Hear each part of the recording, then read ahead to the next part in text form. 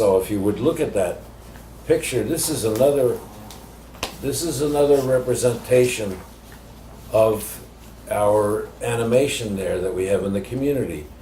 The critical sources in all of these instances are still the home, the school, the colleges, the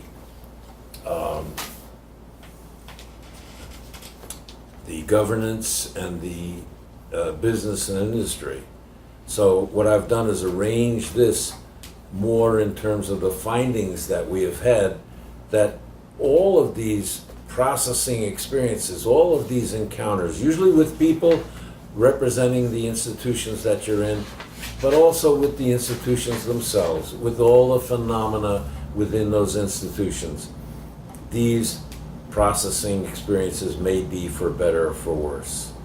And so you see over in the left-hand column, I'm saying high processing for better, low processing for worse.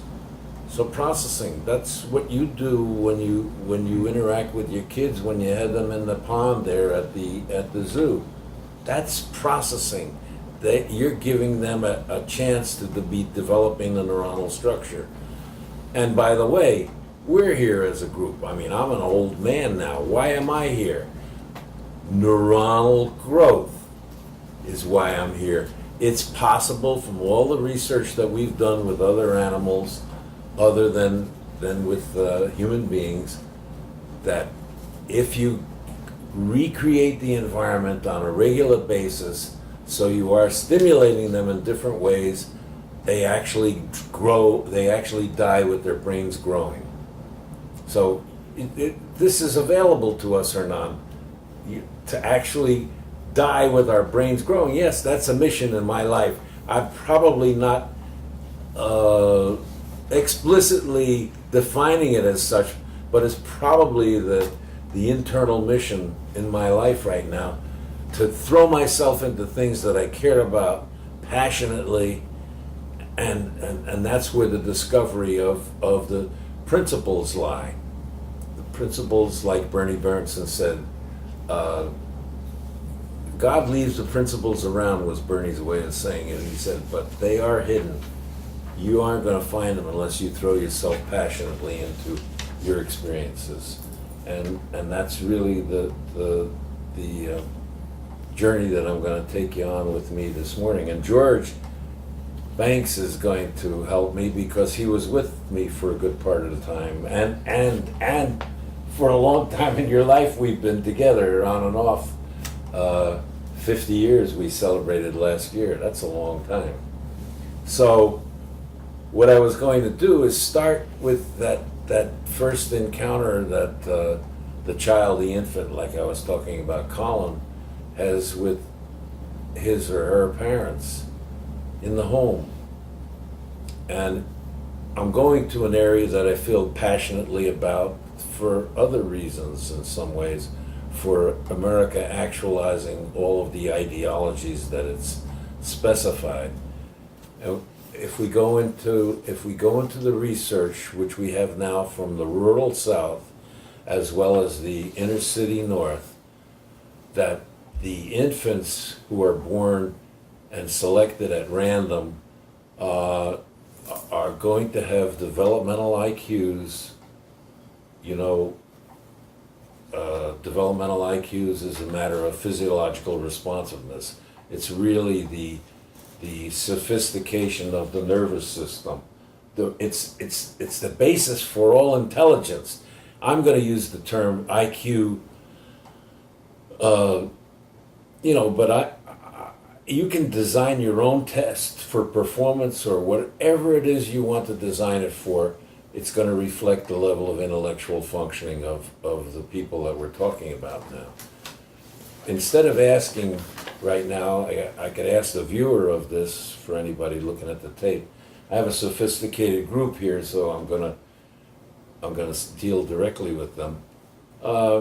It's going to range the developmental IQs of the inner city black child chosen at random, or the rural black child chosen at random, is going to range in the areas of 110 to 120. The IQ. You know, somebody concerned with classism is going to say, "What's that mean? You trying to say they're superior?" No, I didn't say that. I just said you got a developmental IQ test, give it to a group of black infants at random, and you're going to find out they're going to be superior to your children. That's all I said. So, what happens to these kids? Well, if we leave them alone, they're going to go to school with an IQ in the 80s. I'm going to use that term loosely, intelligence quotient. I'm not talking about any one IQ test. But staying with the developmental IQ test, we know they're going to be in the 80s by the time they go to school. You're going to help me answer the question, what happened? How'd this happen? What happened? How'd we go from the neuronal growth that they were disposed to and had a superior nervous system to engage in this learning? How'd they end up with IQs in the 80s upon entering school? So, Don, you look eager on that. It's got to do with neuronal growth. So there's something that happened there that prevented the neurons from continuing to make connections. Which sounds like what? Which, well, if you put a baby down and don't pay attention to the baby, and it just lays on its back and doesn't get to have a lot of experiences, then you're losing opportunities for growth. If you lay on the back, you're going to get a back-laying IQ. It's going to be about the ceiling, That's you know, right. and maybe you get a little autistic if the only thing on the ceiling is a fan like that. Hernan, Well, I was just thinking about the characteristics of the processing experiences that the child lives. The more restrictive and the more limited in whatever way, that means that he will not be growing. That's why the quality of the interaction is extremely important at the family level. That's where it is. And that's what's going to help that mind to develop faster, better. yeah, quality of the processing, which isn't necessarily reflected in the vocabulary test on Friday. Of course. I know, I have to be a little absurd because we live in an absurd world.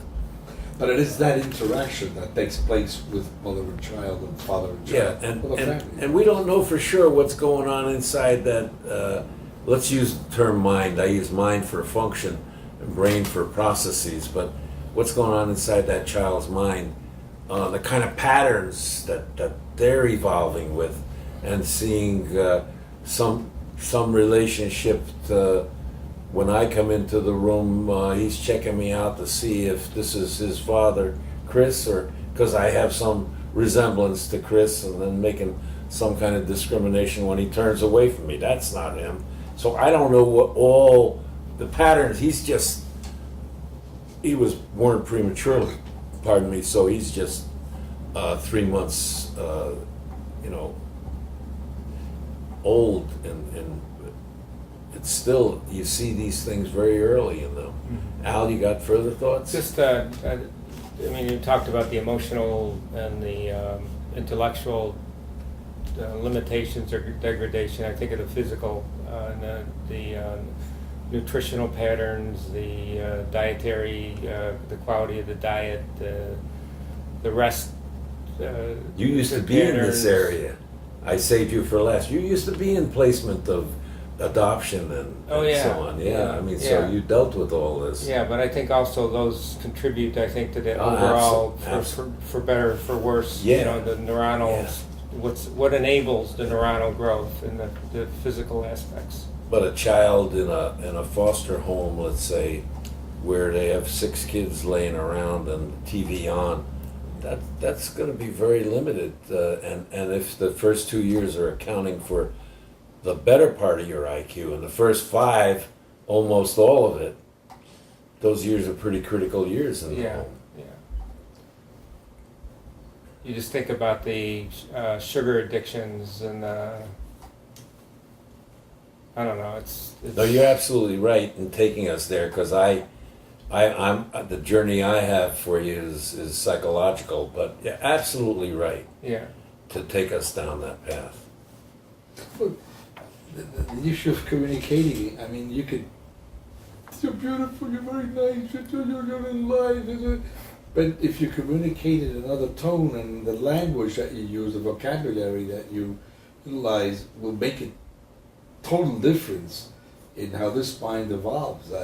That's an experience of interaction. Yeah, and I think you were describing it the other day when you were talking about the difference between a grandfather, you and your son-in-law, how they look at their own children. You know, if, as the women are seeing our little baby there, wow, he wants to stand up, look at those legs and stuff like that, and they don't get it, they may miss the opportunities to engage this child later on. Yes, I was not only relating to the father-son or grandfather-grandson relationship, but also our background, where we came from, where he came from as a father, and where I come from as a son, if you will, from my own father, in how they related to me, and which reflects in a way how I relate to them. Mm-hmm. And that I was relating to that also. Mm-hmm. Well, you're really asking for ways to influence your son-in-law's behavior towards Yes, his of own course. children. Yeah. Yes. Yeah. Yeah. So, just to go ahead, George. to Sorry. build on the comments of all three of you there. When I look at what happens to that child in the first 2 years, the immediate focus is, yes, between child and mother or father, significant adult, grandmother, aunt, what have you. But I come back to our framework here in terms of being for better or for worse, and these processing sources. So we may be talking about this mother interacting with her child, but that interaction is influenced by interaction with these other sources. Oh yes. And Alex talks about nutrition, Yeah. so we can go around, we could talk about home and neighborhood, school, just not right away, but when you get to governance and you get support for family nutrition Yeah. and nourishment, you get support in terms of Head Start, which is pre-natal to postnatal, infant, toddler, all the way up to preschooler.